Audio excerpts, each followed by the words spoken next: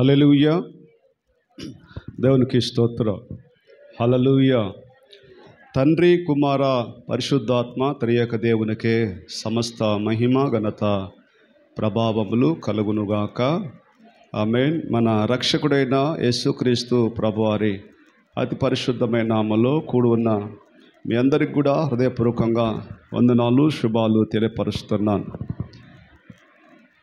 దేవుని పరిశుద్ధ బైబిల్ గ్రంథముల నుంచి హోషేయ గ్రంథం, పాత నిబంధన గ్రంథములో హోషేయ గ్రంథము 4వ అధ్యాయం 7 నుంచి 10 వచనాల వరకు ఉన్న దేవుని వాక్యాన్ని కిషోర్ మన కొరకై చదవగా విన్నాం.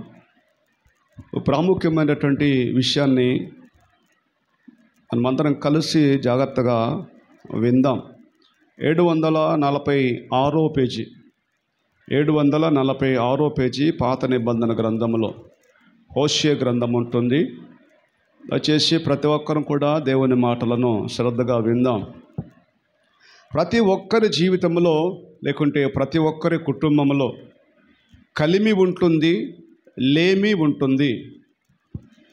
కలిమి అంటే ఏంటో మనకు తెలుసుండాలి, లేమి అంటే ఏంటో మనకు తెలుసుండాలి. లేమి అని అంటే అర్థం ఏంటంటే వెలితి, కొరత, తక్కువ, అవసరత, లోటు అని అన్నమాట. కలిమి అని అంటే అర్థం ఏంటంటే సమృద్ధి, ఎక్కువ, మిగులుబాటు, దాచుకోదగినంతగా. ఈ విషయాలు మనం గుర్తుపెట్టుకోవాలి. ప్రతి కుటుంబంలోనైనా ప్రతి వ్యక్తి జీవితంలోనైనా ఏముంటుందంటే కొన్నిసార్లు లేమి ఉంటుంది, కొన్నిసార్లు కలిమి ఉంటుంది. కలిమి కలిగినప్పుడు ఎలాగుండాం, లేమి ఉన్నప్పుడు ఎలాగుండాలి. కలిమిలో ఉన్నప్పుడు ఆనాటి ఇశ్రాయేలు ప్రజలు దేవుని పట్ల వారి వైఖరి ఎలాగుంది, లేమి ఉన్నప్పుడు వారి వైఖరి ఎలాగున్నది. ఆనాడు దేవుడు ఇశ్రాయేలుతో మాట్లాడినట్టుగానే ఈనాడు మనతో మాట్లాడతాడు. ఈనాడు మనతో మాట్లాడుతున్నట్టుగానే రాబోయే తరాలలో కూడా అలాగే మాట్లాడతాడు. దేవుని వాక్యం మారదు, దేవుని మాట మారదు. కాబట్టి భక్తుడైనటువంటి దావీదు రాజు ఏమంటాడంటే 23వ దావీదు రాజు కీర్తన 1వ వచనములో, యెహోవా నా కాపరి, నాకు లేమి కలుగదు. లేమి అంటే ప్రారంభంలోనే మనం విన్నాము. లేమి అంటే అర్థం ఏంటంటే కొరత కలగదు, తక్కువ కలగదు, వెలితి కలగదు, లేమి ఉండదు, లోటు ఉండదు అని చెప్పేసి లేమి గురించి పరిశుద్ధాత్మ దేవుడు కీర్తనలు 23వ కీర్తన ప్రారంభంలోనే భక్తుడైన దావీదు రాజు గారి ద్వారా మాట్లాడతాడు. సరే, లేమి అంటే మనకు తెలుస్తుంది, లేమి అంటే మనం విన్నాము. కలిమి అంటే అర్థం ఏంటంటే సమృద్ధి, మిగులుబాటు, ఎక్కువ. ఇవన్నీ కూడా మనం గుర్తుపెట్టుకోవాలి. దేవుని బిడ్డలారా, ప్రియ సంగమా, మనందరూ కూడా గమనించవలసిన సత్యం ఏంటంటే లేమి ఉన్నప్పుడు ఎలాగుంటామో, లేమి ఉన్నప్పుడు మన వైఖరి ఎలాగుంటుందో, లేమి ఉన్నప్పుడు మన ప్రవర్తన విధానం ఎలాగుంటుందో, లేమి ఉన్నప్పుడు మన జీవిత విధానం ఎలాగుంటుందో, అలాగన దేవుడు దయ తలచి, దేవుడు కనికరించి, దేవుడు దయ చూపి కలిమి కలిగిస్తే కూడా ఎలాగుండాలో, ఎలాగుంటే బాగుంటుందో, ఎలా ఉంటే దేవుడు మెచ్చుకుంటాడో అనే విషయాన్ని హోషేయ గ్రంథములోనే 4వ అధ్యాయములోనే చాలా అద్భుతంగా 7వ వచనం ద్వారా పరిశుద్ధాత్మ తండ్రి తెలియపరుస్తున్నాడు. ఒకసారి ఆ మాట మనం చదువుకుందాం. తమకు కలిమి కలిగిన కొలది వారు నా ఎడల అధిక పాపము చేసిరి గనుక వారి ఘనతను నీచ స్థితికి మార్చుదును. హల్లెలూయా. ఎవరిని గురించి సృష్టికర్త ఈ మాట మాట్లాడుతున్నాడంటే ఇశ్రాయేలు గురించి మాట్లాడుతున్నాడు. ఓహో, ఇశ్రాయేల్ గురించే మాట్లాడుతున్నాడు కదా, నా గురించి కాదు కదా అంటే ఖచ్చితంగా మనం పొరపాటు పడ్డట్టే. ఇశ్రాయేలీలు అంటే ఆయన ప్రజలు. ఈరోజు దేవుని మాటలు వింటున్న మనమందరూ కూడా దేవుని ప్రజలమే. ఈరోజు మన టాపిక్ ఏంటంటే కలిమి కలిగిన కలది ఎలాగుండాలి, కలిమి కలిగిన కొలది ఎలాగుండాలి, దేవుని పట్ల మనం ఎలాగుండాలి. దేవుడు మనకు లేమిలో నుంచి కలిమిలోకి తీసుకెళ్తా ఉంటుంటే, అట్టడుగు స్థాయిలో నుంచి ఉన్నతమైన స్థితిలోకి మనం తీసుకెళ్తా ఉంటుంటే మన స్థితి, మన విధానం, మన జీవిత విధానం ఎలాగుండాలో, ఎలాగుంటే బాగుంటుందో పరిశుద్ధాత్మ దేవుడు నేర్పిస్తున్న ఈ అద్భుతమైన సత్యాల మీద మనందరూ కూడా గమనించాలి. దేవుడు ఇశ్రాయేలును ఉద్దేశించి అంటున్న మాట ఏంటంటే, కాదు ఆయన ప్రజలైన నిన్ను నన్ను మనలందరినీ ఉద్దేశించి చెబుతున్న అద్భుతమైన సత్యం ఏంటంటే, కలిమి కలిగిన కొలది, సమృద్ధి కలిగిన కొలది, నేను ఇస్తున్న కొలది, వారు అధికంగా దీవించబడుతున్న కొలది, వారు అధికంగా ఆశీర్వదించబడుతున్న కొలది నా పట్ల విధేయత కలిగి ఉండాల్సింది పోయి, నా పట్ల వాళ్ళు వినయంగా ఉండాల్సింది పోయి, వారు నాకు ఇంకా దగ్గరగా జీవించాల్సింది పోయి, వాళ్ళు నా అడుగుజాడల్లో నడవాల్సింది పోయి, వారు నన్ను వెన్నంటి ఉండాల్సింది పోయి, వారు ఏం చేస్తున్నారని పరిశుద్ధాత్మ తండ్రి పరిచయం చేస్తున్నాడంటే, కలిగిన కొలది వారు నా ఎడల అధికంగా అంటే ఎక్కువగా మరేం చేస్తున్నారంటే వెచ్చలివిడితనాన్ని వారు ప్రవర్తిస్తున్నారు అనే మాట మనం అందరూ కూడా గమనించాలి.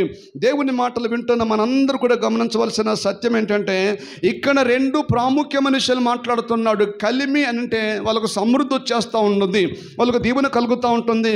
అటువంటప్పుడు ప్రజలు ఎలాగుండాలి, విశ్వాసులు ఎలాగుండాలి, దేవుని ప్రజలు ఎలాగుండాలి, తమ పూర్వ స్థితిని మర్చిపోయే వారిగా ఉండకూడదు, తమ పూర్వ పరిస్థితులు వారి జ్ఞాపకములకు తెచ్చుకొని వారిగా ఉండకూడదు అని చెప్పేసి ఒకసారి సొలొమోను రాజు ఏమని మాట్లాడతాడంటే, సామెతల గ్రంథము 30వ కీర్తనలు, సామెతల గ్రంథములోనే 7వ వచనాన్ని 9వ వచన భాగాన్ని ఒకసారి మనం చదువుకుందాం. సామెతల గ్రంథము 30వ అధ్యాయము 7వ వచనాన్ని ఒకసారి చదువుతారా? ఒకసారి మనం చదువుకుందాం. దేవా నేను నీతో రెండు మనవులు చేసుకుంటున్నాను. దయచేసి జాగ్రత్తగా మనం విందాం. మహారాజుగా దేవుని చేత అభిషేకించబడ్డ ఒక చక్రవర్తి సొలొమోను రాజు దేవునితో ఏమని మనవి చేసుకుంటున్నాడంటే, ప్రభువా రెండు మనవులు నీ దగ్గర నేను చేసుకుంటున్నాను. అదేంటంటే, నేను చనిపోకముందు వాటిని నాకు అనుగ్రహించుము, వ్యర్థమైన వాటిని అబద్ధములను నాకు దూరముగా ఉంచుము. ఇది మొదటిది.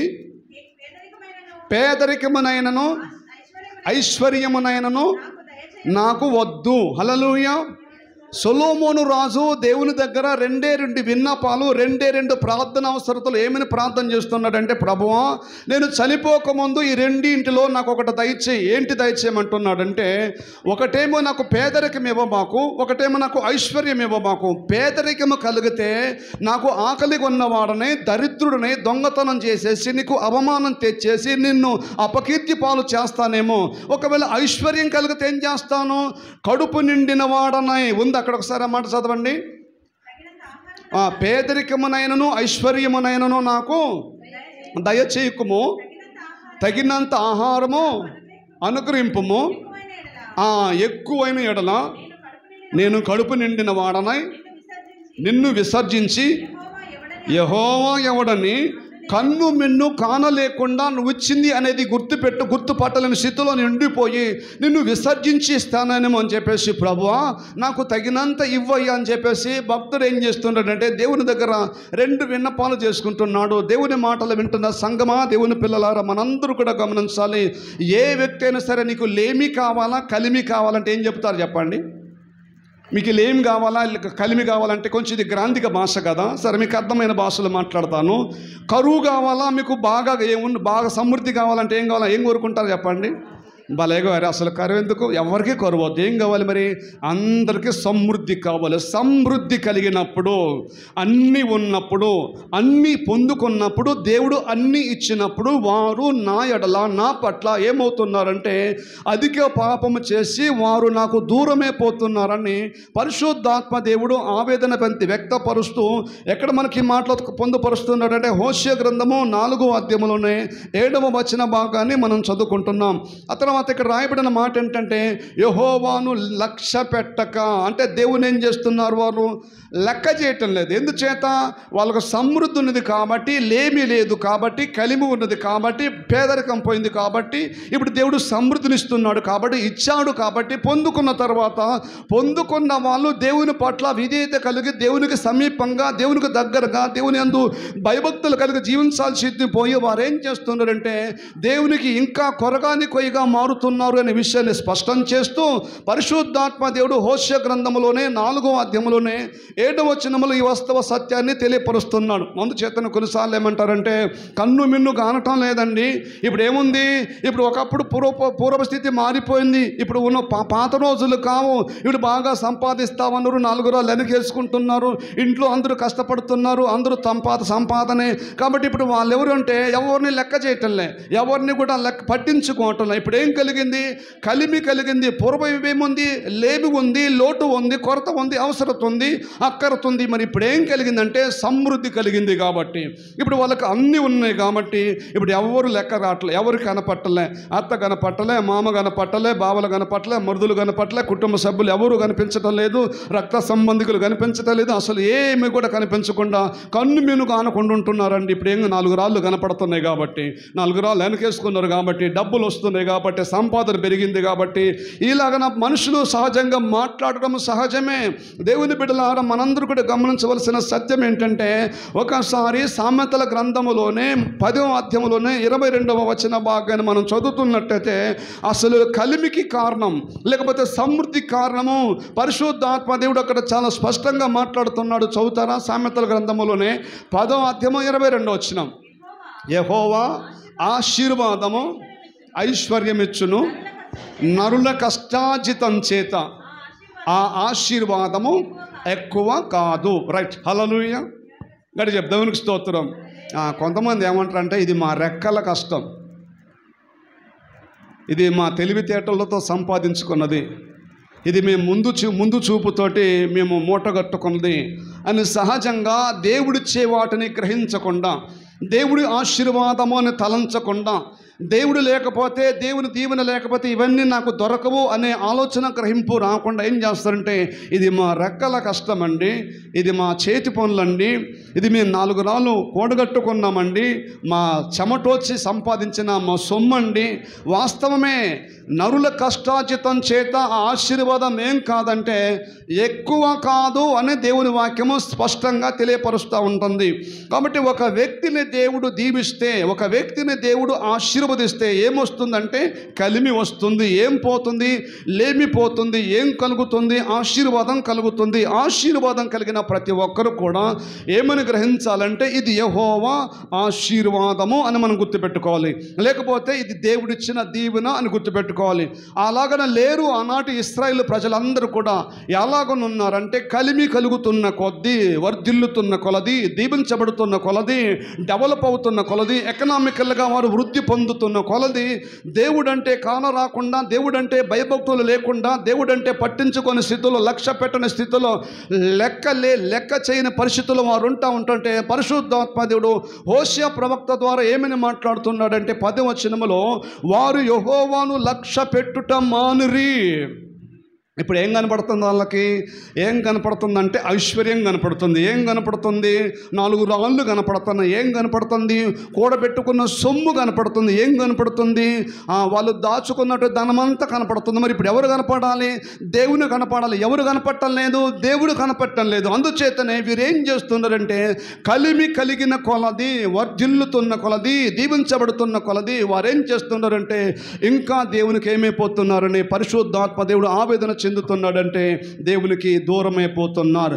ఆనాటి ఇశ్రాయేలు పరిస్థితి అలాగే ఉన్నది.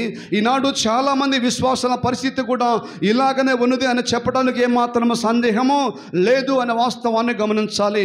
ఇశ్రాయేలు చరిత్ర కనుక ఒకసారి మనం పరిశీలన చేసినట్టయితే, ఇశ్రాయేలు సామర్థ్యాన్ని ఒకసారి మనం అర్థం చేసుకున్నట్టయితే ఒకసారి మనం వెళ్దాం. ద్వితీయోపదేశ కాండ గ్రంథంలోనే 8వ అధ్యాయంలోనే 17వ వచన భాగాన్ని ఒకసారి మనం చదువుకుందామా?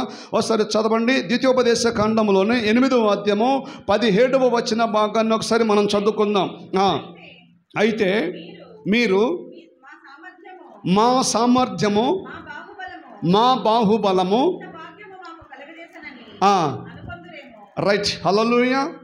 మీరు అర్థం చేసుకోవాలి. ఒకసారి మనం వాక్యం చదువుతున్నప్పుడు మైకులు చదువుతుంటే మిగతా వాళ్ళకు విన్నప్పుడు ఏం పడుతుంది? ఒకసారి చదవండి మళ్ళొకసారి. ద్వితీయోపదేశ కాండంలోనే 8వ అధ్యాయంలోనే 18వ వచన భాగాన్ని ఒకసారి చదువుకుందామా? ఒకసారి మైక్లో చదవండి.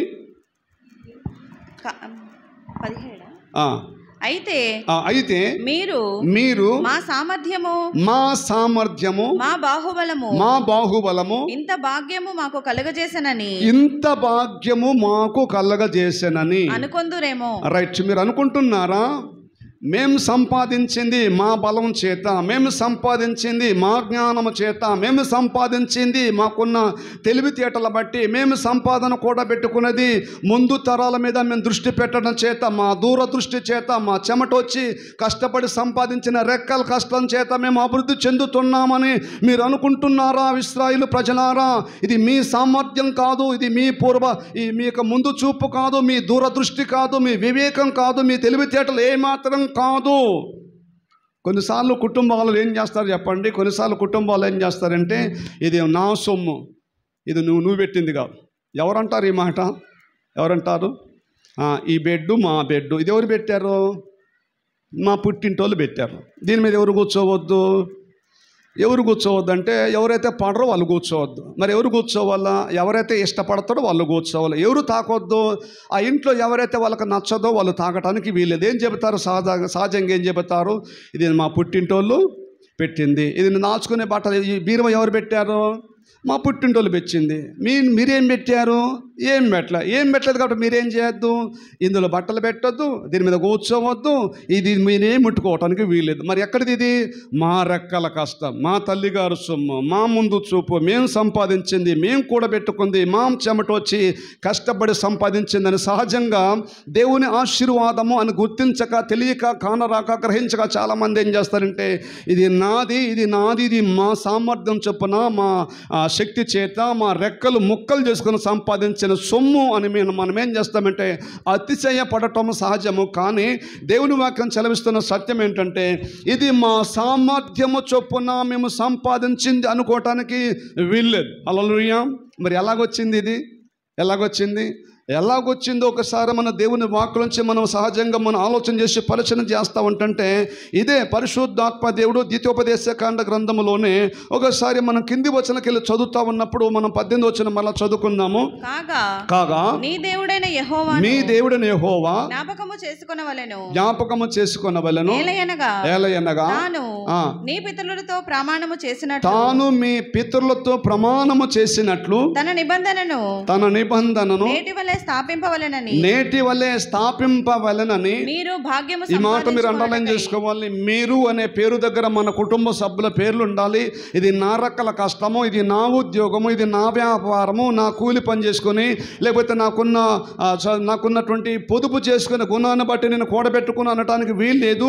మీరు భాగ్యము సంపాదించుకొనుటకై మీకు సామర్థ్యము కలగజేయవాడు ఆయనే. హల్లెలూయా. ఎంత అద్భుతమైన మాట కదా, అర్థమవుతుంది కదా. మీకు సామర్థ్యము కలగజేసేది ఎవరు అనంటే, మీ రెక్కల కష్టాజితము నిలబడాలంటే ఎవరు దీనికి కారకులంటే దేవుడే అనే వాస్తవాన్ని సృష్టికర్త అయినటువంటి దేవుడే స్పష్టంగా ద్వితీయోపదేశకాండ గ్రంథంలోనే 8వ అధ్యాయంలోనే 18వ వచనంలో చాలా స్పష్టంగా మాట్లాడుతూ సెలవిస్తున్నాడు. కాబట్టి మా సామర్థ్యమే, మా బాహుబలమే మాకు ఇదంతా కూడా కూడబెట్టుకున్నాం అని చెప్పేసి కొన్నిసార్లు ఏం చేస్తామంటే, దేవుడిచ్చే ఆశీర్వాదాన్ని గ్రహించక, దేవుడిచ్చే దేవుని మనం తెలుసుకోనలేక, కానలేక మనం ఏం చేస్తామంటే, మన శక్తి సామర్థ్యాల బట్టి, మనకున్న తెలివితేటలను బట్టి, మనకున్న ముందు చూపును బట్టి, మనకున్న విజ్ఞానమును బట్టి, మనకున్న దూరదృష్టి చేత, ఇది నాది, ఇది నేను సంపాదించాను, దీని వెనక ఎవరి చేతులు లేవు, దీని వెనక దేవుని దీవెన లేదు అని అనటానికి వీల్లేదు అంటూ సృష్టికర్త అయిన దేవుడు ఏమని మాట్లాడుతున్నాడంటే, మీకు సామర్థ్యము కలగజేయవాడు ఎవరు చెప్పండి? ఎవరు? మీకు తెలుసా? దేవుడే. బైబిల్లో ఏముందంటే, కొన్నిసార్లు మనం భోజనం చేస్తూ ఉంటాం కదా, కొన్నిసార్లు కాదు, ప్రతిరోజు మనం భోజనం చేస్తాం. ప్రతిరోజు భోజనం చేసిన తర్వాత సాధారణంగా బేవరింతలు వస్తాయి.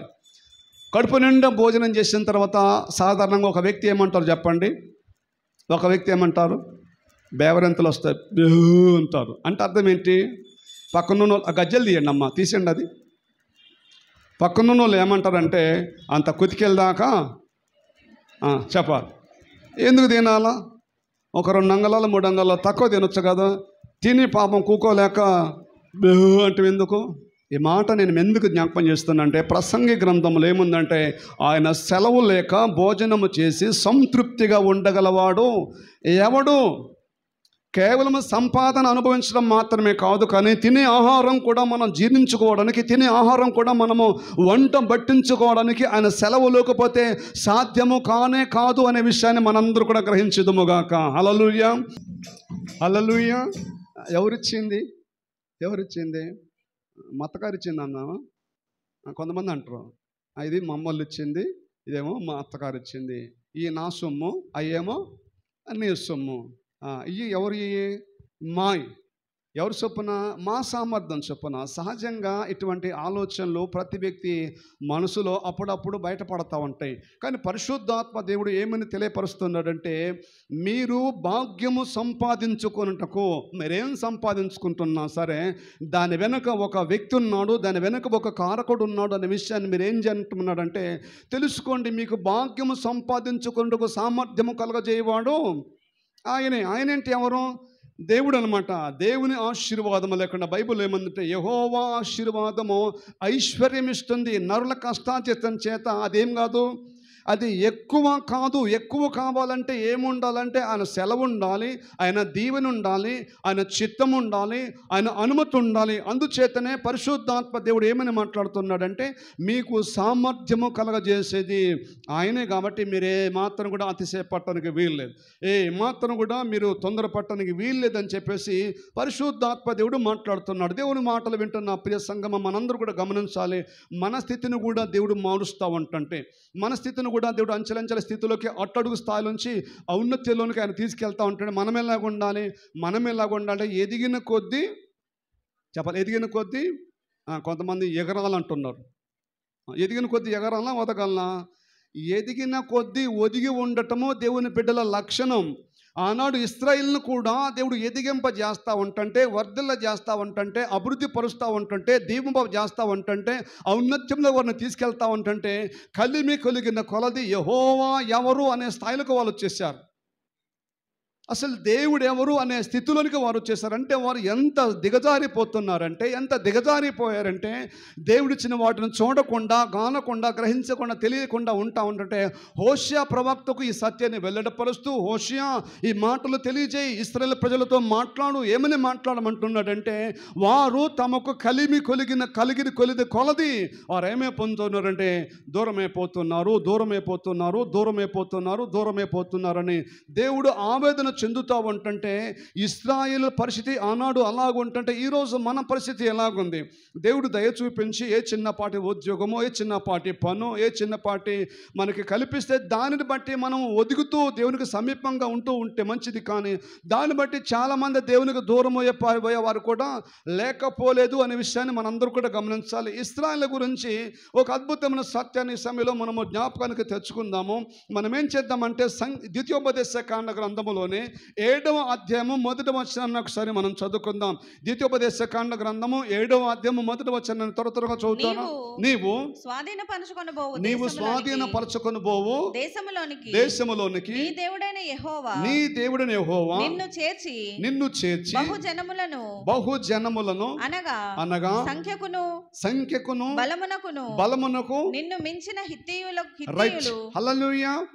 మాట్లాడకూడదు. దేవునికి స్తోత్రం. ఈ మాట మనం అండర్లైన్ చేసుకుందాం. ఏ మాట అంటే ద్వితీయోపదేశ కాండములోనే 7వ అధ్యాయములోనే 3వ లైన్లో ఏముందంటే సంఖ్యకును బలమునకును నిన్ను మించిన. రైట్. సంఖ్యాపరంగా ఇశ్రాయేలు తక్కువ వాళ్ళు. సంఖ్యాపరంగా కౌంటింగ్ చేస్తే ఇశ్రాయేలు కొద్ది మందే ఉన్నారు. ఇంకొక మాట పరిశుద్ధాత్మ తండ్రి ఏమని మాట్లాడుతున్నాడంటే బలం కూడా వీళ్ళు బలహీనులా బలవంతులా? వాస్తవంగా 7వ అధ్యాయము 1వ వచనాన్ని అనగా ద్వితీయోపదేశ కాండము 7వ అధ్యాయం 1వ వచనం మనం చదువుతున్నప్పుడు వాళ్ళ సామర్థ్యం ఎలాంటిదో, వాళ్ళ సంఖ్యాబలం ఎంత ఉందో, వాళ్ళు బలవంతులా బలహీనులా అనే విషయాన్ని దేవుడే కళ్ళకు కట్టినట్టుగా వాళ్ళకు పరిచయం చేస్తూ మాట్లాడుతూ ఏమని మాట్లాడుతున్నాడంటే మీరు సంఖ్యాపరంగా కూడా కొద్దిమందే ఉన్నారు. మీరు బలం చూస్తూ ఉన్నారా? మీ బలంగా చూస్తూ ఉన్నా కూడా మీ బలం కూడా వాళ్ళకంటే తక్కువే. ఎవరి బలం కంటే? 7 జాతుల వారు ఉన్నారు. మీరు ఇంటికి వెళ్ళిన తర్వాత ఈ మాటలు మీరు చదవండి. హెత్తీలు ఉన్నారు, గిర్గాషీలు ఉన్నారు, అమోరీలు ఉన్నారు, కనానీలు ఉన్నారు, పెరిజ్జీలు ఉన్నారు, హివ్వీలు ఉన్నారు, యెబూసీలు ఉన్నారు. ఈ 7 జనములను కూడా దేవుడు వాళ్ళ ఎదుట ఉంచకుండా ఏం చేశాడంటే వెళ్ళగొట్టాడు. ఇప్పుడు చెప్పాలి, బలవంతులు ఎవరు, బలహీనులు ఎవరు? సంఖ్యాపరంగా ఇశ్రాయేలులు కొద్ది మందే ఉన్నారు. ఎవరిని పోలిస్తే, ఎవరిని టాలీ చేస్తే ఈ 7 జాతుల వారు ఉన్నారు చూసారా? ఈ 7 జాతుల వారితో పాటు ఇశ్రాయేలును కూడా కౌంటింగ్ చేస్తే, లెక్క పెడితే సంఖ్యాపరంగా వీళ్ళు కొద్ది మందే ఉన్నారు. మరి ఎవరు ఎక్కువ మంది ఉన్నారు? ఎవరు ఎక్కువ మంది ఉన్నారంటే ఈ 7 జాతుల వారు మాత్రమే ఎక్కువ మంది ఉన్నారు. మిగతా ఈ ఇశ్రాయేలులు ఒకే ఒక జాతి. వీళ్ళు మాత్రం 7 జాతుల వారు కొద్ది మందే ఉన్నారు. దేంట్లో కొద్ది మంది? కౌంటింగ్ పరంగా కూడా కొద్ది మందే. బలం చూస్తే మన వాడికి మాసలో మాట్లాడుకుంటా ఉంటుంటే, కండ బలం చూస్తే కండ బలం కూడా వాళ్ళకంటే వీళ్ళు తక్కువ వాళ్ళే. రైట్, ఇప్పుడు మనకు అర్థమవుతుంది.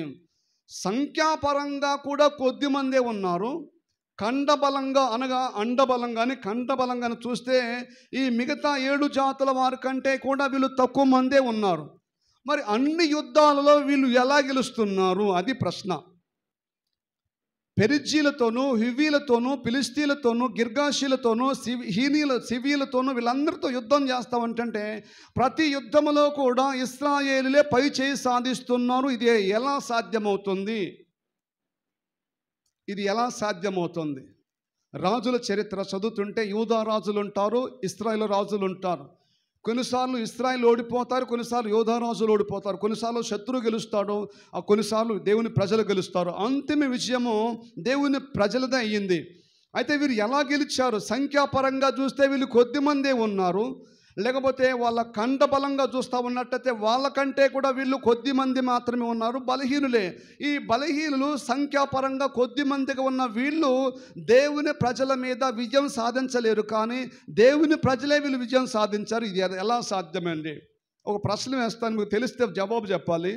ఐగుప్తు దేశంలో ఇశ్రాయేలు ప్రజలు ఎన్ని సంవత్సరాలు బానిసలుగా ఉన్నారు?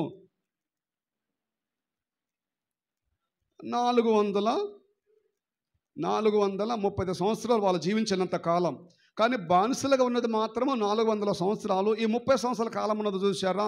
ఈ 30 సంవత్సరాల కాలంలో యోసేపు తన తండ్రిని, తన తల్లిని, అలాగనే తన తోడబుట్టిన వారందరూ కూడా తీసుకొని వచ్చేసి ఒక ప్రాంతంలో ఉంటారు. ఆ ప్రాంతము 30 సంవత్సరాలు అన్నమాట. ఈ 30 సంవత్సరాలు, ఈ 400 సంవత్సరాలు మొత్తం కలిపితే 400 సంవత్సరాల కాలము ఇశ్రాయేలు ప్రజలందరూ కూడా ఐగుప్తులో ఉన్నారు. సరే, వాళ్ళు బానిసలుగా ఉన్నది ఎంత కాలం అంటే 400 సంవత్సరాల కాలం. ఈ 400 సంవత్సరాల కాలంలో వాళ్ళు ఏం చేసేవారు? వ్యవసాయం చేసేవారా? ఫ్యాక్టరీలో పనిచేసే వాళ్ళ? సాఫ్ట్వేర్ ఉద్యోగస్తుల? ప్రొఫెసర్సా? ఏం చేసేవాళ్ళు వీళ్ళు? చెప్పాలి, ఏం చేసేవాళ్ళం? రైట్, ఏం చేసేవారంటే మనకు బైబిల్ చదివితే తెలుస్తుంది. ఏం చేసేవారంటే బైబిల్ చదవకపోతే మనకు తెలియదు. ఏం చేసేవారంటే మట్టి పిసికి ఇటుకలు తయారు చేసేవాళ్ళు అనమాట. బాగా గుర్తుపెట్టుకోవాలి. మట్టి పిసికి ఇటుకలు తయారు చేసేవారు. వాళ్ళకు యుద్ధాలు చేయటం వచ్చా? యుద్ధం చేయటం రాదు. మరి ఏ శత్రువులు వస్తా ఉన్నా కూడా వీళ్ళు యుద్ధానికి వెళ్తున్నారు, వీళ్ళు గెలుస్తున్నారు, దేవుడు వాళ్ళకి విజయం ఇస్తున్నాడు అనే సోయి లేకుండా, గ్రహింపు లేకుండా, ఆలోచన రాకుండా వీళ్ళు ఏం చేస్తున్నారంటే మా సామర్థ్యమే, మా బాహుబలమే, మా శక్తే, మాకున్నటువంటి అండబలమే, కండబలమే అని చెప్పేసి ఇశ్రాయేలు ప్రజలారా మీరే మాత్రం కూడా మీరు అతిశయపడమాకండి, గర్వపడమాకండి. మీకు సామర్థ్యం కలగజేసేది నేనే అనే విషయాన్ని మీరు గుర్తుపెట్టుకోకుండా సంఖ్యాపరంగా మీరు కొద్ది మందే ఉన్నారు, బలం చూస్తే మీరు బలహీనులే అయినప్పటికీ కూడా ఈ 7 జాతుల వారు ఉన్నారు చూసారా? ఈ 7 జాతుల వారిని కూడా మీరు ఓడిస్తున్నారు. ఇది ఎలా సాధ్యం? కరాటే బ్లాక్ బెల్ట్ వచ్చిన వాళ్ళు ఉంటే అసలు కరాటే అంటేనే అసలు ఓనమాలు కూడా తెలవని వాళ్ళకి ఇద్దరు పోటీ పెడితే ఎవరు గెలుస్తారు? బ్లాక్ బెల్ట్ వచ్చిన కరాటే బ్లాక్ బెల్ట్ అని ఒకసారి రంగులకు దింపేస్తే అసలు కరాటే అంటేనే తెలవని ఒక పిల్లాన్ని తీసుకొచ్చి అబ్బాయి ముందు నిలబెడితే ఇద్దరు కొట్టుకుంటున్నారు. ఎవరు గెలుస్తారు? ఎవరు గెలుస్తారంటే చిన్న పిల్లలు కూడా చెబుతారు, భలేవారు అసలు బ్లాక్ బెల్ట్ అండి, ఒక్క కిక్ ఇస్తే ఏమవుతుంది? అసలు లేవలేడు. అంటే సంఖ్యాపరంగా కూడా ఇశ్రాయేలు తక్కువ మందే, కొద్ది మందే. బలం, సామర్థ్యం, శక్తి సామర్థ్యం, కండబలం చూసుకుంటే ఈ 7 జాతుల వాళ్ళకంటే కూడా వీళ్ళ బలము తక్కువ బలమే. అటువంటప్పుడు ఏ యుద్ధాలు చేసినా మీకు ప్రశ్న వేస్తాను, ఇశ్రాయేలులు ఎంతమంది రాజులతో యుద్ధం చేశారు? ఎక్కడి నుంచి? వాళ్ళు నిర్గమాకాండము 14వ అధ్యాయంలో వారు ఐగుప్తును విడిచిపెట్టి బయటకు రావడం జరిగింది. 14వ అధ్యాయంలో ఎర్ర సముద్రము పాయలైంది. తర్వాత యెఫున్నె కుమారుడైన యెహోషువ, కాలేబుల నాయకత్వంలో వారు దేవుడిచ్చే వాగ్దాన భూమిని స్వతంత్రం చేసుకున్నారు. వాగ్దాన భూమిని స్వతంత్రం చేసుకుంటే అంతవరకు కూడా ఎంతమంది రాజులతో యుద్ధం చేశారు అని చెప్తారా? ఎంతమంది? ఒకళ్ళ, ఇద్దరా, ముగ్గురా? ఎవరని చెబితే వాళ్ళకి ప్రైజ్. ఇశ్రాయేలు ప్రజలు ఎంతమంది రాజులతో యుద్ధాలు చేసేసి వాగ్దాన భూమిలో అనగా కనాను దేశంలో ప్రవేశించారు? ఇది ప్రశ్న. అసలు యుద్ధాలు చేశారా? చేశారు. ఓకే, రైట్, ఇది క్లారిటీ. రైట్, యుద్ధం చేశారు. ఎంతమంది రాజులతో యుద్ధం చేశారు తెలుసా? 32 మందితో వారు యుద్ధాలు చేశారు. ఈ 32 రాజులతో వీళ్ళు యుద్ధాలు చేసేస్తే ఎవరు గెలిచారు? ఈ 32 యుద్ధాలలో ఎవరు గెలిచారు? ఇశ్రాయేలుదే పై చేయింది. కొన్నిసార్లు ఇశ్రాయేలు ఓడిపోయారు. దేవుడు మళ్ళా వారిని బలపరిచి మళ్ళా యుద్ధానికి వెళ్ళమన్నాడు. అప్పుడు గెలిచారు వారు. మొత్తం మీద 32 మంది రాజులతో వాళ్ళు యుద్ధం చేశారు, పోరాటం చేశారు. ఈ 32 యుద్ధాలలో ఎవరు గెలిచారు అంటే ఇశ్రాయేలు ప్రజలే గెలిచారు. ఇది ఎలా సాధ్యం? దయచేసి జ్ఞాపకం చేసుకుంటున్నాం. చాలామంది మా బలమే, మా శక్తి, మా తెలివితేటలే, మా ముందు చేపే, మా రెక్కల కష్టమే, మా చెమట చుక్కలే అని చెప్పేసి, మా దూరదృష్టి అని చెప్పేసి దేవుడిచ్చే ఆశీర్వాదాన్ని గుర్తించకుండా, కలిగిన కొలది అది దేవుడిస్తున్నదని తెలుసుకోకుండా, వాళ్ళ శక్తి సామర్థ్యాల మీద డిపెండ్ అయిపోయి దేవుడిచ్చే వాటిని గ్రహించకుండా ఉండేవని బట్టి దేవుడు ఏమైనా మాట్లాడుతున్నాడంటే, ఇది మా బాహుబలము అని మీరు అనుకోవటానికి వీల్లేదు, ఇది మా సామర్థ్యం అనటానికి వీల్లేదు. మీకు సామర్థ్యము కలగజేసేది దేవుడే. ఆ తర్వాత సంఖ్యాపరంగా మీరు కొద్ది మందే ఉన్నారు. ఆ తర్వాత బలం చూస్తున్నట్టయితే మీరు బలహీనులే. ఈ బలహీనులు 7 జాతుల వారిని ఎలా ఓడించారంటే దాని వెనక ఎవరున్నట్టు? దేవుడున్నాడు అనే విషయాన్ని వారు గ్రహించకుండా వారేం చేస్తున్నారంటే, వర్ధిల్లుతున్న కొలది, దీవించబడుతున్న కొలది, ప్రబలుతున్న కొలది, డెవలప్ అవుతున్న కొలది, కలిమి కొలుగుతున్న కొలది వారేం చేస్తున్నారంటే దేవుణ్ణి మర్చిపోతున్నారు. ఈరోజు చాలామంది మందిరాలకు ఎందుకు రావటం లేదంటే, గుడికి ఎందుకు రావటం లేదంటే, గుడికి ఎందుకు వెళ్ళటం లేదంటే, విశ్వాసులు మందిరాలకు, చర్చలకు ఎందుకు వెళ్ళటం లేదంటే బిజీ షెడ్యూల్ అనమాట. ఎందుకు బిజీ? వాళ్ళకున్న షెడ్యూల్ని బట్టి, వాళ్ళకున్న కార్యకలాపాలను బట్టి, వాళ్ళకున్న బిజీ షెడ్యూల్ని బట్టి వాళ్ళు దీవిస్తూ ఉంటేనే దీవించబడుతున్నారు, వర్ధిల్లుతున్నారు. కానీ ఆ వర్ధిల్లటానికి కారణమైన దేవుణ్ణి వారు విడిచిపెట్టేసి కలిమి కలుగుతున్న కొలది కూడా వారు మరీ అధికంగా దేవునికి దూరమైపోతున్నారు అనటానికి ఎంతకంటే మనకు నిదర్శనాలు ఏం కావాలి? కాబట్టి దేవుని మాటలు వింటున్న మనమందరూ కూడా గమనించవలసిన సత్యం ఏంటంటే, ఇదే ద్వితీయోపదేశ కాండ గ్రంథంలోనే 7వ అధ్యాయంలోనే 1వ వచనంలో 3వ భాగం మనం చదువుకుంటున్నట్టయితే, నీవు స్వాధీనపరచుకొనబోవు దేశములోనికి నీ దేవుడైన యెహోవా నిన్ను చేర్చి బహుజనములను అనగా సంఖ్యకును బలమునకు నిన్ను మించిన, నీకంటే అధికంగా ఉన్నా, నీకంటే ఎక్కువగా ఉన్నా, నీకంటే సామర్థ్యం కలిగిన ఈ 7 జాతుల వారిని కూడా నేను నీ చేతికి అప్పగించడానికి కారణం ఏంటంటే, నీ పక్షాన నేనుండి నీకు విజయాన్ని ప్రాప్తింపజేస్తున్నా, మీ పక్షాన నేనుండి మీకు విజయాన్ని అనుగ్రహిస్తున్నా. ఈ ఆలోచన లేకుండా, ఈ గ్రహింపు లేకుండా, ఈ వివేచన లేకుండా ఏ పాటికి నా రెక్కల కష్టం, మా రెక్కల కష్టం, మా సంపాదన, మా సామర్థ్యము అని అతిశయపడుతున్నారు మీరు అని చెప్పేసి దేవుడు ఏమంటున్నాడంటే, ఓ ఇశ్రాయేలీయులారా, మీకు ఏం కలుగుతుంది? కలిమి కలుగుతుంది. అప్పుడు మీరు ఏం చేయాలి? నాకు దగ్గరగా రావాలి కానీ, నాతో ఉండాలి కానీ, నాకు సమీపంగా జీవించాలి కానీ మీరేమవుతున్నారంటే అధికంగా దూరమైపోతున్నారు అనే వాస్తవాన్ని దేవుని యొక్క వాక్యాన్ని బట్టి మనం అర్థం చేసుకోవడానికి మనం ప్రయత్నం చేద్దాం. ఇంకా వీళ్ళ గురించి ఏమైనా మాట్లాడుతున్నాడో తెలుసా? దేవుడు కీర్తన గ్రంథము 38వ కీర్తన 19వ వచన భాగాన్ని మనం చదువుకుందాం. కీర్తనలు 38వ కీర్తన 19వ వచన భాగాన్ని చదువుకుందాం. ఒకసారి చదువుతారా? కీర్తనలు 38వ కీర్తన 19వ వచనాన్ని. నా శత్రువులు, ఒకసారి మైక్ తీసుకోండి. నా శత్రువులు ఎలాంటి వారో, నా శత్రువులు చురుకైన వారును బలవంతులై ఉన్నారు. రైట్, హల్లెలూయా. ఇశ్రాయేలుకు శత్రువులు ఎలాంటి వారు అని దేవుని వాక్యం సెలవిస్తుందంటే, చాలా చురుకైన వారు, చాలా షార్ప్గా ఉండేవాళ్ళు అన్నమాట. తర్వాత ఏమని మాట్లాడుతున్నాడంటే వాళ్ళు బలవంతులు. ఇందాకలే మనం చదువుకున్నాం ద్వితీయోపదేశ కాండము 7వ అధ్యాయంలోనే మొదటి వచనములో సంఖ్యాపరంగా కొద్ది మందే ఉన్నారు, బలం చూసుకుంటే వీళ్ళు బలహీనులే. ఆ విషయాన్ని మనం కీర్తన గ్రంథము 38వ కీర్తన 19వ వచనంలో మనం స్పష్టంగా తెలుసుకోగలుగుతున్నాం. వారెవరు అంటే నా శత్రులు చాలా చురుకైన వారయ్యా, అలాగనే వాళ్ళు చాలా బలవంతులు. ఓ బలహీనులమైన మనల్ని దేవుడు సమస్యలన్నిటిలో కూడా విజయాన్ని ఇస్తా ఉంటుంటే, అన్నిట్లో కూడా ఆటుపోట్లు అధిగమించడానికి మనకు శక్తి సామర్థ్యాలు ఇస్తా ఉంటుంటే, వీటిని బట్టి మనం ఏంటంటే ఇది నాదేమాత్రం కాదు, ఇది కేవలం దేవుని కృప. అందుకోసం పౌలు గారు ఏమంటాడంటే నేనేమై ఉన్నానో అది కేవలము అది దేవుని ఉచితమైన కృప. మనం పాడుతూ ఉంటాం కదా, నేనేమై ఉన్నానో నీ కృప కాదా, నాతో నీ సన్నిధి పంపవా అని మనం పాడుతూ ఉంటాం. దేవుని మాటలు వింటున్న దేవుని ప్రజలారా, మనందరూ కూడా గుర్తుపెట్టుకోవాల్సిన సత్యం ఏంటంటే ఇక్కడ పరిశుద్ధాత్మ దేవుడు ఏమని మాట్లాడుతున్నాడు, ఇదిగో మా శత్రువులు ఎలాంటి వారంటే చాలా చురుకైన వారు. చురుకైన వారికి ఆపోజిట్ పదం ఏంటిది, వ్యతిరేకమైన పదం ఏంటిది, బద్ధకస్తులు. బద్ధకస్తులు గెలవటం ఏంటిది, అసలు ఆ క్లాసులు ఎప్పుడు చదవడండి ఆ పిల్లవాడు, అసలు మా క్లాస్మేట్ ఎప్పుడు చదవదు అసలు, కానీ రిజల్ట్ వచ్చేస్తూ కళ్ళు బైర్లు గమ్ముతున్నాయి రిజల్ట్ చూస్తే. ఎందుచేత అసలు ఎలా సాధ్యమయ్యింది, చదవలేని ఒక చదువు రాని ఒక ముందుకెళ్ళినటువంటి ఏమాత్రం విజ్ఞానము తెలివితేటలేని ఒక వ్యక్తి అలాగెళ్తా ఉంటుంటే మనం మాట్లాడుకుంటూ ఉంటాం కదా. ఇస్రాయేలు గురించి కూడా దేవుడు మాటలు ఏమని సెలబరుస్తున్నాడంటే సంఖ్యాపరంగా కూడా వీళ్ళు అధికంగా ఉన్నారు, శక్తి సామర్థ్యాలను టాలీ చేస్తే కూడా వీళ్ళంతా కూడా బలహీనులే. వీళ్ళకి ఎలాంటి వారంటే చురుకైన వారు కాదు, వీళ్ళు బద్ధకస్తులు, బలవంతులు కాదు, వీళ్ళు బలహీనులు. అటువంటి వారు దేవుడు ఆశీర్వాదం పొందుకొని దేవుని దీవెన నింపుకొని దేవుడిచ్చే కృపలను అనుభవిస్తున్నప్పుడు వాళ్ళకేం కలిగిందంటే కలిమి కలిగింది. కలిమి అంటే సమృద్ధి.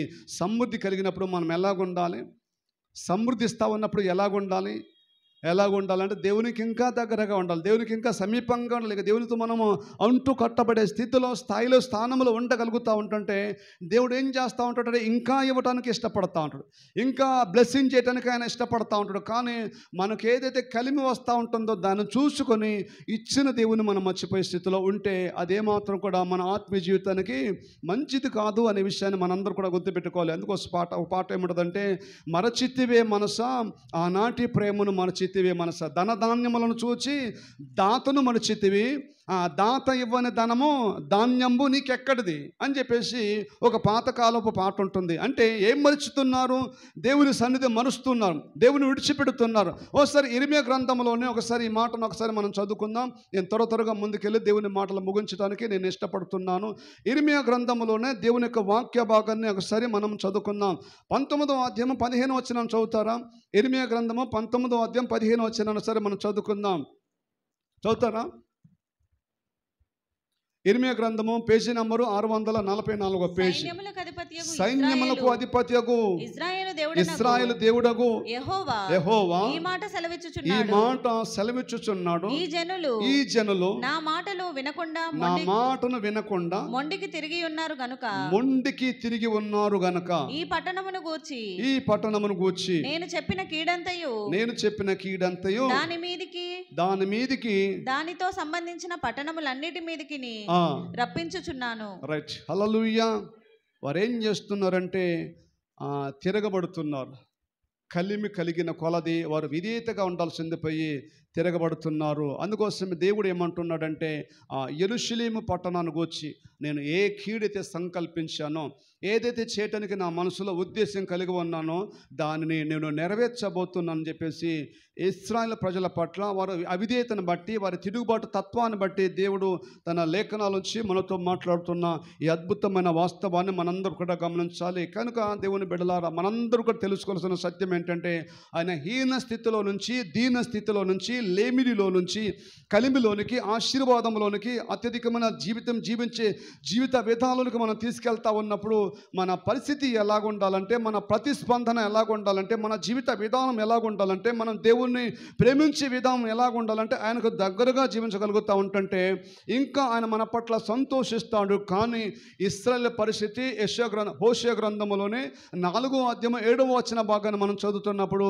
వారు తమకు కలిమి కలిగిన కొలది వారు అధికంగా పాపం చేసేసి యెహోవా ఎవడు అని లక్ష్య పెట్టకుండా, లెక్క చేయకుండా వారు నా పట్ల మొండికి తిరుగుతున్నారు అని చెప్పేసి దేవుడు తన ప్రజల పట్ల, తన ప్రజలకున్న అవిధేయతను బట్టి వాపోతున్నాడు అనే విషయాన్ని మనందరూ కూడా గమనించాలి.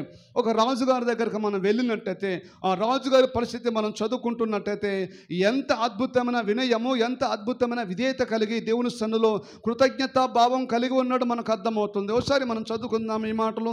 ఒకసారి మనం చూడండి, 2వ సమూయేలు గ్రంథము 7వ అధ్యాయంలోనే 18వ వచన భాగాన్ని మనం చదువుకుందాం. 2వ సమూయేలు గ్రంథము 7వ అధ్యాయము 18వ వచనాన్ని ఒకసారి మనం చదువుకుందాము. అక్కడ దావీదు రాజు తన యొక్క కృతజ్ఞతా భావముతో దేవుని పట్ల ఎటువంటి వైఖరి కలిగి ఉంటున్నాడో చదువుతున్నప్పుడు మనకు అర్థమవుతుంది. దావీదు రాజు లోపల ప్రవేశించి యెహోవా సన్నిధిని కూర్చుండి ఇలాగున మనవి చేసెను, నా ప్రభువా యెహోవా, ఇంతగా నీవు నన్ను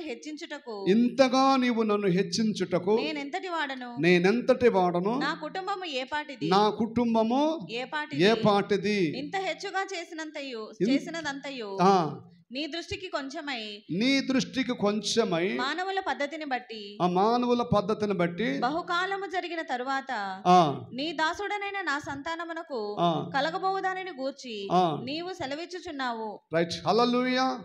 ఇక్కడ మనం ఒక మాట మనం గమనించాలి. ఏ మాట అంటే, దేవా ఇంతగా నన్ను హెచ్చించుటకు నేను ఏ పాటి వాడను.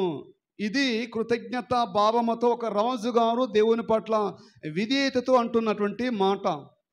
రాజైనా కూడా, చక్రవర్తి అయినప్పటికీ కూడా, ప్రజలను పరిపాలించే వ్యక్తి అయినప్పటికీ కూడా తను అంటున్న మాట ఏంటంటే, తన పూర్వస్థితిని మర్చిపోలేదు, తన దైన్య స్థితిని మర్చిపోలేదు, తను పూర్వ దినాలలో ఏ పని చేసాడో ఆ పనిని తాను మర్చిపోలేదు.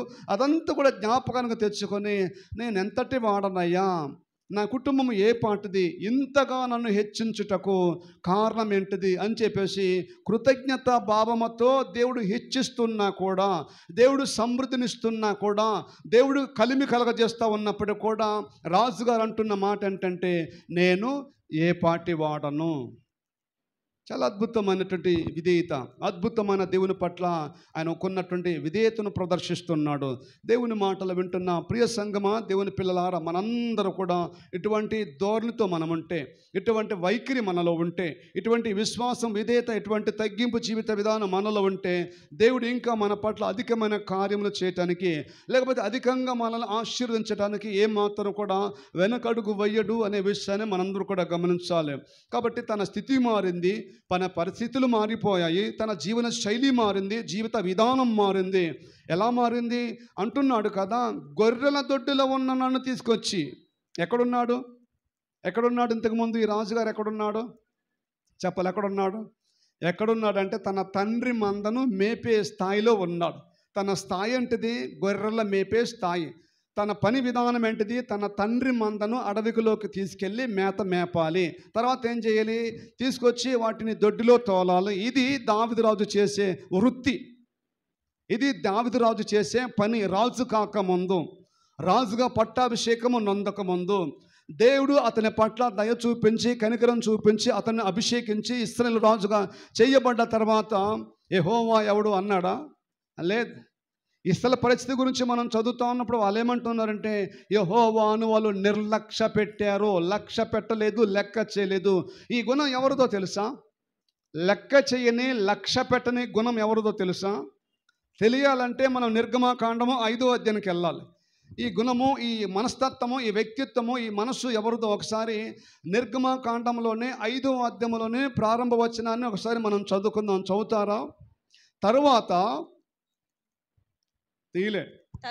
తరువాత మోషే అహరోనులు వచ్చి ఫరోను చూచి ఇశ్రాయేలుల దేవుడైన యెహోవా అరణ్యములో నాకు ఉత్సవము చేయుటకు నా జనమును పోనిమ్మని ఆజ్ఞాపించుచున్నాడనిరి. ఫరో నేను అతని మాట విని, ఈ మాట మనం అండర్లైన్ చేసుకుందాం. నిర్గమకాండము 5వ అధ్యాయము 2వ వచనములో ఫరో అంటున్నాడు, నేను అతని మాట విని ఇశ్రాయేలీయులను పోనిచ్చుటకు యెహోవా ఎవడు? చెప్పాలి, యెహోవా ఎవడు? రైట్, యెహోవా ఎవడు?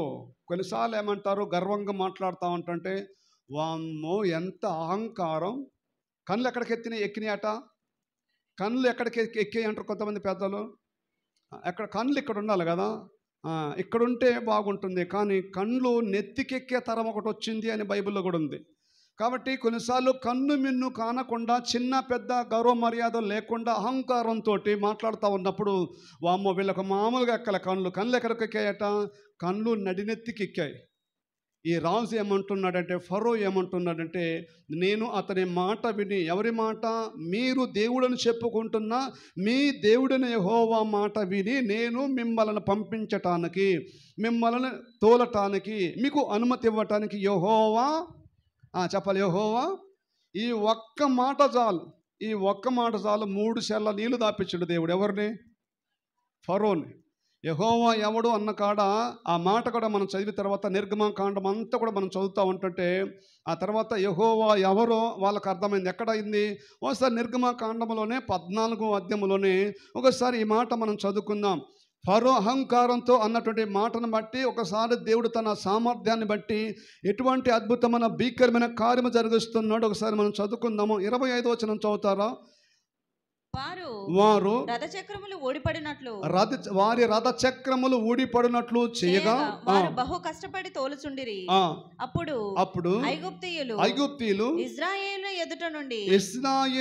ఎదుట నుండి పారిపోదము రండి, యెహోవా వారి పక్షమున మనతో యుద్ధము చేయుచున్నాడని చెప్పుకుంటున్నారు. హల్లెలూయా. 5వ అధ్యాయంలో ఏమన్నాడు? 5వ అధ్యాయంలో ఏమన్నాడంటే, మోషే అహరోనును చూసి అసలు ఈ ప్రజలను పంపించడానికి, మీ వాళ్ళను వెళ్ళగొట్టడానికి, మీ వాళ్ళకు అనుమతి ఇవ్వటానికి యెహోవా ఎవడు? ఎంత కన్ను మిన్ను కానకుండా దేవుని ధిక్కరించే స్వరముతో మాట్లాడుతూ ఉంటుంటే ఆనాడు ఇశ్రాయేలు ప్రజలు కూడా యెహోవాను లక్ష్య పెట్టక, యెహోవాను నిర్లక్ష్య పెట్టి దేవుని సన్నిధిలో ఈ తత్వం ఎవరిదంటే, ఈ మనసు ఎవరిదంటే, ఈ గుణం ఎవరిదంటే సాతాను గుణం అన్నమాట. కలిమి కొలిగిన కొలది వారు దేవునికి విధేయతగా ఉండాల్సింది పోయి, తగ్గింపుగా ఉండాల్సింది పోయి, వినమ్రంగా ఉండాల్సింది పోయి, అనుకుగా ఉండాల్సింది పోయి, దేవుని మర్చిపోయి దేవునికి దూరమైపోయి అధికంగా వారికి ఏమైపోతుందంటే దేవునికి ఎడబాటు జీవించే స్థితిలో వారు ఉండిపోతున్నారు. కానీ దావీదు రాజు గురించి మనం చదువుతూ ఉంటుంటే, అయ్యా యెష్షయి కుటుంబము ఏ పాటది, ఇశ్రాయేలీలో యెష్షయి కుటుంబం ఏ పాటిది, నా తండ్రి ఇండ్లు ఏ పాటిది, అసలు నేను ఏ పాటి వాడిని? గొర్రెల దొడ్డులో ఉన్న నన్ను తీసుకొచ్చి ఇశ్రాయేలు రాజ్య సింహాసనం మీద కూర్చుండబెట్టడానికి నేను ఎంతటి వాడనయ్యా. హల్లెలూయా చెప్పాలి. నేను ఎంతటి వాడను. ఈ మనస్సు, ఈ విధేయత, ఈ అనుకువ వర్ధిల్లుతున్న కొలది, లేకపోతే దీవించబడుతున్న కొలది, డెవలప్ అవుతున్న కొలది, మన వాడుక భాషలో చెప్పుకోవాలంటే డెవలప్ అవుతున్న కొలది దేవుని స్థానంలో ఇటువంటి గుణం కలిగి ఉంటే ఎంత బాగుంటుంది.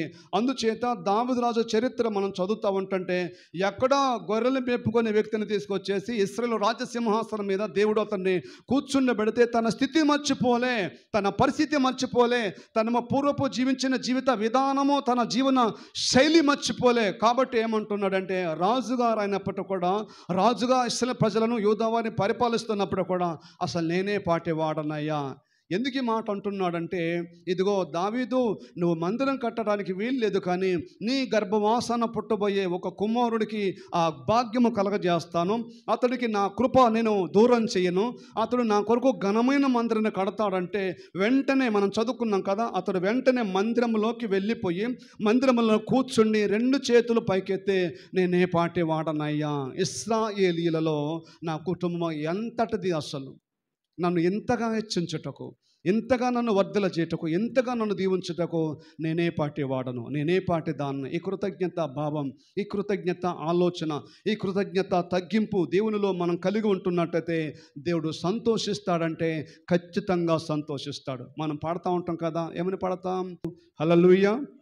ఈ ఆలోచన, ఈ దృక్పథం, ఈ యొక్క అద్భుతమైనటువంటి వైఖరి మనలో కలిగి ఉండాలి. కానీ ఇశ్రాయేలు ప్రజలు వర్ధిల్లుతున్న కొలది, దీవించబడుతున్న కొలది, డెవలప్ అవుతున్న కొలది అసలు దేవుడు ఎవరండి అనే స్థాయిలోకి వారు దిగజారిపోయారు. అందుచేత దేవుడు ఏమంటున్నాడంటే, వాళ్ళకు కలిమి కలుగుతూ ఉంటుంటే, వాళ్ళకు ధనం కలుగుతుంటుంటే, వాళ్ళకు సమృద్ధి కలుగుతూ ఉంటుంటే, వాళ్ళకు ఎక్కువైపోతూ ఉంటుంటే ఇచ్చిన వాటిని చూసుకుంటూ కాలాన్ని గడుపుతున్నారు. కానీ ఇచ్చిన దేవుని మాత్రము వారు మర్చిపోతున్నారు అని ఆవేదన చెందుతున్నారు. సరే, మన వైఖరి ఎలాగ ఉండాలి?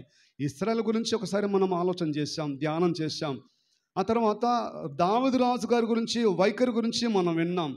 తర్వాత ఇప్పుడు మన వైఖరి గురించి మనం ప్రశ్నించుకుంటుంటే, ఒకప్పుడు ఏ పని లేదండి, ఒకప్పుడు అసలు ఖాళీగా ఉండేది, ఇంట్లో చాలా ఇబ్బందులు ఉండేది, అధికంగా చాలా అవస్థలు పడతా ఉండేది. కానీ ఇప్పుడు మాత్రం అవస్థలన్నీ పోయాయి, కొంత సమృద్ధి కలిగింది, కొంచెం తినగలుగుతున్నాము, ఒకరి దగ్గరికి వెళ్ళలేని స్థితిలో లేము మేము, ఇప్పుడు మాది మేము తినగలుగుతున్నాము, కొంచెం బెటర్ అండి, కొంచెం పోయిన సంవత్సరం కంటే, పూర్వదినం కంటే, పోయిన సంవత్సరం కంటే, ఆ పోయిన సంవత్సరం కంటే ఇంకొంచెం బెటర్ అండి అని కొంతమంది సాక్ష్యాలు చెప్తూ ఉంటారు కదా.